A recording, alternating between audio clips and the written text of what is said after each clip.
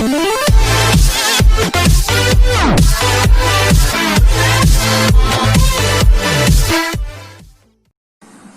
Student, मैं शिप्रा चक्रवर्ती लोक भारती हिंदी कक्षा 10वीं के पाठ गजल से आपको परिचित कराने जा रही हूँ, जिसके रचयिता मणिक वर्मा जी हैं।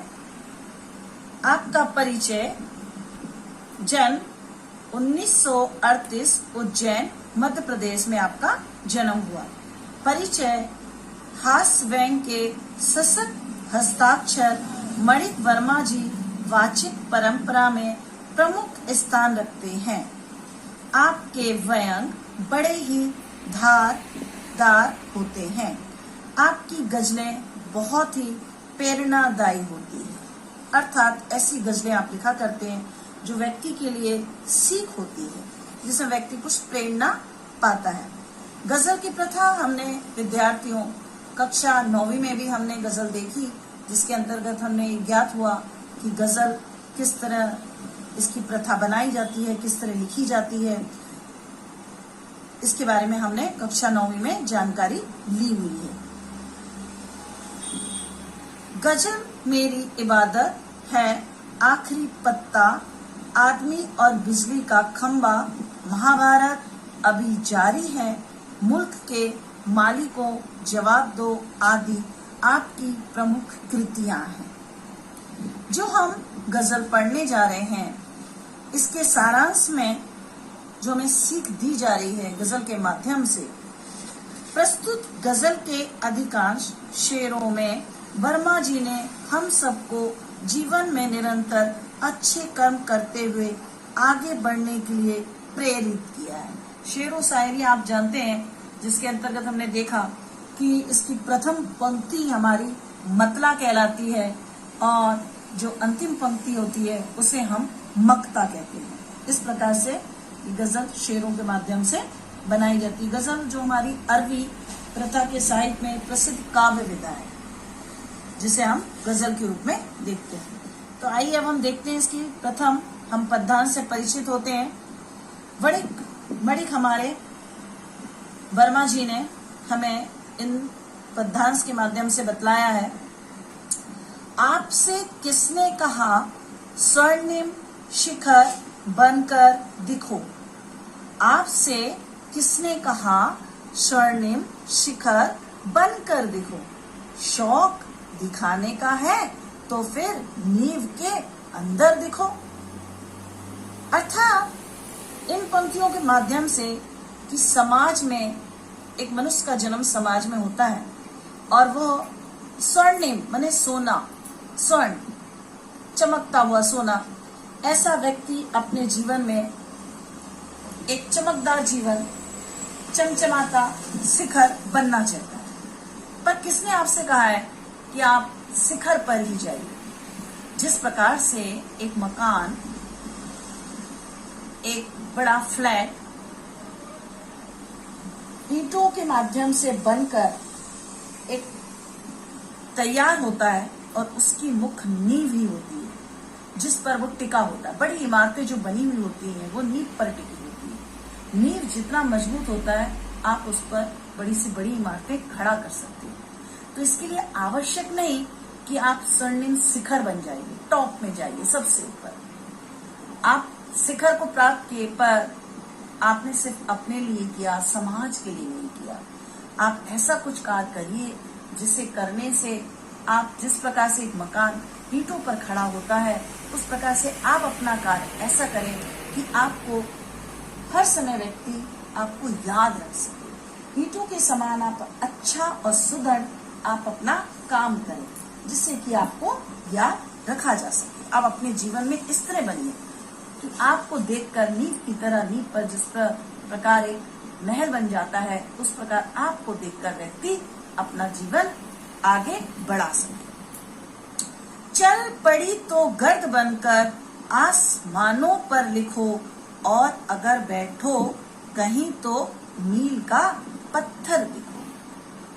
चल पड़ी तो गर्द, गर्द का अर्थ होता है धूल, बनकर आसमानों पर लिखो। जब आंधी तूफान आती है, आसमान से धरती तक धूल ही धूल नजर आता है। यदि आप कुछ करना चाहते हैं तो आप अपने को इतना मजबूत रखिए, इतना मजबूत बनाइए कि आपके एक एक पग पर चलने पर, एक एक पग पर आपका आरोह धूल के समान जो उड़े वो आसमान तक को छू ले, शिखर प्राप्त करे, आसमान तक को छू ले। और अगर बैठो कहीं, यदि आप कहीं बैठते हैं तो मील का पत्थर देखो। मील का पत्थर जो होता है वो व्यक्ति के जीवन में एक मार्गदर्शक पत्थर कहलाता है, व्यक्ति को मार्ग पथ दिखाता है। तो आप यदि मील के पत्थर के समान यदि आप जीवन में कुछ करना चाहते हैं तो आप अपने आप को इस तरह तैयार करिए कि आप दूसरों के मार्गदर्शक बन सकें, अर्थात क्रियाशील ना होते हुए भी। पत्थर का समान, पत्थर मील का पत्थर रखा रहता है, क्रियाशील नहीं होता है, पर व्यक्ति को तो वो मार्ग दिखाता है। तो क्रियाशील ना होते हुए भी आप दूसरों की मदद कर सके, आपके कार्यों की चर्चा हो सके, ऐसा आप कार्य करो। चल पड़ी तो गर्द बनकर, यदि आप चल रहे हैं तो आप धूल के समान उड़ते हुए आसमान को प्राप्त करिए, छूइए। और यदि आप बैठे हैं तो मील का पत्थर बन जाइए, आपको देखकर लोग आगे अपना जीवन सुधार सके, मार्ग देख सके, राह प्राप्त कर सके। सिर्फ देखने के लिए दिखना कोई दिखना नहीं, सिर्फ देखने के लिए दिखना कोई दिखना नहीं। आदमी हो तुम अगर तो आदमी बनकर दिखो। बहुत खूब। यहाँ पर मणिक वर्मा अपने पद्यांश के माध्यम से कहते हैं, यदि आप आदमी हैं, मनुष्य हैं, इंसानियत है, इंसान है, तो आप आदमी बनकर दिखाइए। सिर्फ देखने के लिए, दिखावा करने के लिए इंसान का जन्म मिल गया। मनुष्य का जन्म बड़े कठिनाइयों के बाद प्राप्त होता है। आपको मनुष्य का जन्म मिल गया और आप सिर्फ दिखाने के लिए, शान शौकत दिखावा करने के लिए, सुंदरता बतलाने के लिए आप दिखते हैं, ऐसा दिखना कोई दिखना नहीं। यदि आप दिखाना चाहते हैं, आप अपने आप को ऐसा इंसान बनाइए, ऐसा मनुष्य बनाइए कि आपके रहते और ना रहते हुए भी लोग बाग आपको याद रख सके। आदमी हो तुम अगर तो आदमी बनकर देखो, इंसान हो तो इंसान की तरह देखो। इस प्रकार से उन्होंने मनुष्य के लिए, मनुष्य के व्यवहार को, मनुष्य के जीवन के बारे में, कि आपको किस प्रकार से लोगों को पथ प्रदर्शक बनना है, मानवीय गुण अपनाना है, आदि की जानकारी इस पद्यांश में हमको दी। आगे देखिए, जिंदगी की शक्ल जिसमें टूटकर बिखरे नहीं। जिंदगी की शक्ल जिसमें टूटकर बिखरे नहीं, पत्थरों के शहर में वो आईना बनकर दिखे। पत्थरों के शहर में वो आईना बनकर दिखो। बहुत खूब। जिंदगी की शक्ल, यदि आप जीवन की शक्ल बनना चाहते हैं, उसमें आप टूटकर बिखरे नहीं। समाज में उतार चढ़ाव है, बहुत कठिनाइयां हैं, पर आपको उसमें टूटना नहीं है। आपको अपनी शख्सियत बरकरार रखनी है, कुछ ना कुछ आपको बनना है। आपकी परिस्थिति विपरीत परिस्थिति होते हुए भी, प्रतिकूल परिस्थिति, कैसी प्रतिकूल परिस्थिति क्यों ना हो, आप विचलित ना हो। बिना टूटे, बिना बिखरे हर परिस्थिति का डटकर आप सामना करें, अपने लक्ष्य को प्राप्त करें। पत्थर के शहर में, ये पत्थरों का शहर है, इसमें आईना बनकर देखो। जिस प्रकार से आईने में हम अपनी शक्ल देखते हैं, तो आप स्वयं अपनी शक्ल देखकर आप स्वयं आईना बन जाएंगे, ताकि आप आईना जब बने रहेंगे तो आप पर लोग अपनी शक्ल देखकर, आपको देखकर अपने जीवन का मार्ग ढूंढ लेंगे। आप आईना बन जाओ इस पत्थर के शहर, अर्थात आप अपने लक्ष्य को प्राप्त करें। आगे की पंक्तियों में पद्यांश में मणिक जी ने बतलाया हमको, आपको महसूस होगी तब हर एक दिल की जलन। आपको महसूस होगी तब हर एक दिल की जलन, जब किसी धागे सा जलकर मोम के भीतर दिखो।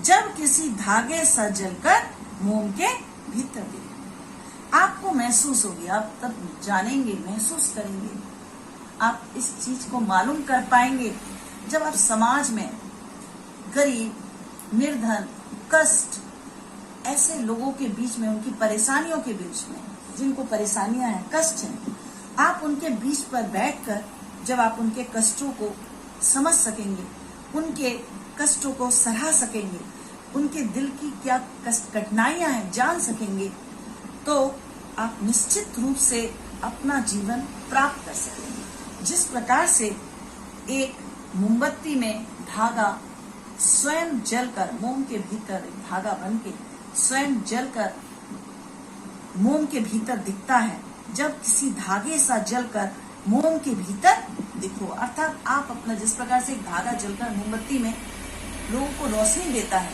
उस प्रकार आप समाज में, संसार में आप स्वयं अपने को कष्ट, पीड़ा, वेदना में लोगों के संग घिर कर आप अपने आप में ऐसा तैयार हो जाइए ताकि लोग आपको देख सकें, आपकी रोशनी प्राप्त कर सकें, आपके उस प्रज्वलित जो आप कार्य कर रहे हैं उसमें वो अपने आप को कुछ सीख सकें।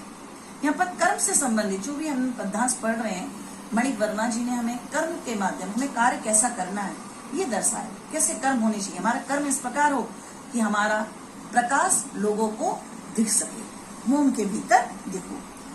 एक जुगनू ने कहा मैं तुम्हारे साथ हूँ, एक जुगनू ने कहा मैं भी तुम्हारे साथ हूँ, वक्त की इस धुंध में तुम रोशनी बनकर देखो, वक्त के इस धुंध में तुम रोशनी बनकर देखो। अब सोचिए, एक मामूली सी जुगनू अंधकार रूपी में एक प्रकाश की किरण बनकर आपको रोशनी देती है। एक जुगनू ने कहा भाई आप कुछ ना कुछ करो, अंधकार है, मैं तुम्हारे साथ हूं, इतना अंधकार है, मत डरो, मैं साथ हूं, मैं तुम्हें रोशनी दूंगा। उसमें भी वो ताकत है, उसमें वो शक्ति है, वो अपने प्रयत्न के माध्यम से उसमें भी अपने प्रकाश को फैलाना चाहती है।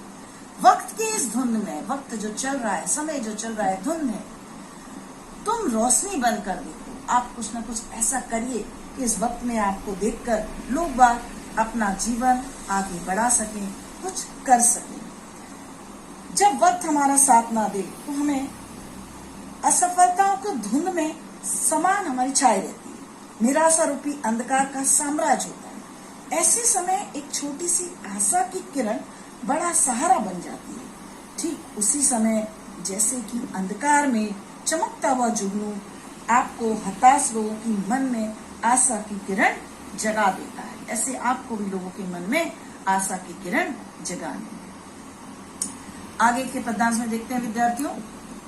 तो मणिक जी ने हमें इस पद्यांश के माध्यम से क्या बतलाया?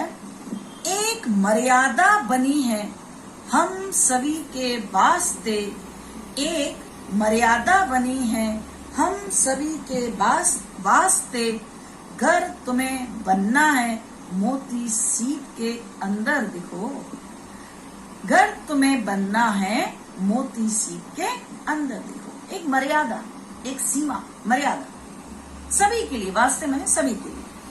अगर आपको कुछ बनना है तो मोती जो पनपता है, असली मोती जो जन्म लेता है वो सीप के अंदर लेता है। इस पंक्ति के माध्यम से उन्हें मोती का उदाहरण लेकर हमें अपनी मर्यादा के विषय में समझाया है कि सभी मनुष्य के लिए समाज में रहने के लिए कुछ सीमाएं होती हैं, हमारी कुछ मर्यादाएं होती हैं, जिनका हमें क्या करना चाहिए? पालन करना चाहिए। तभी समाज में हम अपने व्यवहार को स्वीकार कर सकते हैं, अपने व्यवहार को बतला सकते हैं। अगर आप कुछ करना चाहते हैं तो अपनी आप पहचान बनाइए। जिस प्रकार से सीप के अंदर एक मूल्यवान मोती छिपकर अपना समाज में कुछ न मोती बनकर अपने कोई कीमती वस्तु बना लेता है, उसी प्रकार आप समाज के कल्याण के लिए श्रेष्ठ कार्य करिए और कल्याण भावना को पनपाइए, लोगों के बीच में बतलाइए, जिससे कि लोग आपको पहचान आपकी हो सके, आपको लोग पहचान सके। तो एक मर्यादा बनी है हम सभी के वास्ते, घर तुम्हें बनना है मोती सीप के अंदर देखो। आगे की पंक्ति हम देखते हैं। डर जाए फूल बनने से कोई नाजुक कली, डर जाए फूल बनने से कोई नाजुक कली, तुम ना खिलते फूल पर तितली के टूटे पर देखो। डर जाए, भयभीत हो जाए फूल बनने से। फूल कली, एक कली है जो फूल बनना चाहती है, फूल बनने से पहले यदि वो सहम जाए, डर जाए, भयभीत हो जाए, एक नाजुक कली फूल बनने से पहले वो डर जाती है। क्यों डर जाती है? क्योंकि उसको ऐसा लगता है, इस बात का एहसास होता है कि यदि मैं खिल गई, मैं फूल बन गई, तो मेरे ऊपर तितलियां आकर मेरे ऊपर आक्रमण करेंगी, मेरा रस चूस लेंगी, मेरे ऊपर अत्याचार करेंगी। उसी प्रकार इस संसार रूपी समाज में बहुत से व्यक्ति भयभीत व्यक्ति हैं, डरे हुए व्यक्ति हैं, बेसहारा हैं, तो उन्हें डरने से हमें बचाना है। इन पंक्तियों से ये हमें मणि वर्मा जी सीख देते हैं कि जिस प्रकार से एक कली फूल बनने से डरती है, पर ना खिलते फूल पर तितली के टूटे पर देखो। यदि कोई फूल पर तितली टूट रही है, आक्रमण कर रही है, तो आप उसको बचाइए। यदि कोई भयभीत व्यक्ति है, उसके जीवन में उसको डर है, तो हमारा कर्तव्य बनता है कि हम उसके भय को दूर करें और उसकी मदद करें। आखिरी पद्यांश में हम देखते हैं, कोई ऐसी शक्ल तो मुझको दिखे इस भीड़ में, कोई ऐसी शक्ल तो मुझको दिखे इस भीड़ में, मैं जिसे देखूं उसी में तुम मुझे अक्सर दिखो। ऐसी शक्ल, ऐसी सूरत तो मुझको दिखे इस भीड़ में। हे ईश्वर, हे भगवान, हे अल्लाह, मुझे कोई ऐसी शक्ल तो दिखे, ऐसा कोई फेस तो नजर आए जिसमें मैं, मुझको दिखे इस भीड़ में, मैं आपको देख सकूं। मैं जिसे देखूं उसी में तुम मुझे अक्सर देखो। मैं जिस भी व्यक्ति को देखूं ईश्वर, उसमें मैं आपको देख सकूं। अर्थात मनुष्य के लिए भी इसमें इस प्रकार से समझाया गया है कि ये संसार मनुष्य का एक सागर है। भीड़ में जाने अनजाने अनगिनत चेहरे हर तरफ दिखाई देते हैं। हे ईश्वर, मैं चाहता हूं कि मैं जिसे भी देखूं मुझे उसी में तुम नजर आओ। तुम सर्वव्यापक हो ईश्वर, आप हर जगह हैं। मैं जहां भी देखूं वहां पर आप मुझे नजर आए। मैं सत्कर्म कर सकूं, निस्वार्थ लोगों के लिए काम कर सकूं। ऐसा व्यक्ति मुझे दिखे जो कि निस्वार्थी हो, सत्कर्मी हो, जिसे मैं इस भीड़ में पा सकूं। आपके रूप में, मनुष्य के रूप में, आपके रूप में ईश्वर, मैं उसे देख सकूं। गजल मेरी इबादत है से ये हमारी पद्यांश की पंक्तियां ली गई थी। इस प्रकार से विद्यार्थियों ने, आप लोगों ने जाना कि कर्म की क्या प्रधानता है। उन्होंने हमें कर्म के बारे में जानकारी दी। कितने सुंदर तरीके से हम लोगों को दर्शाया कि व्यक्ति का, बच्चों का, हम लोगों का जीवन कर्म के प्रति हमारा क्या कर्तव्य है, हमें किस तरह से अपने जीवन के लिए कर्म करना चाहिए। Thank you.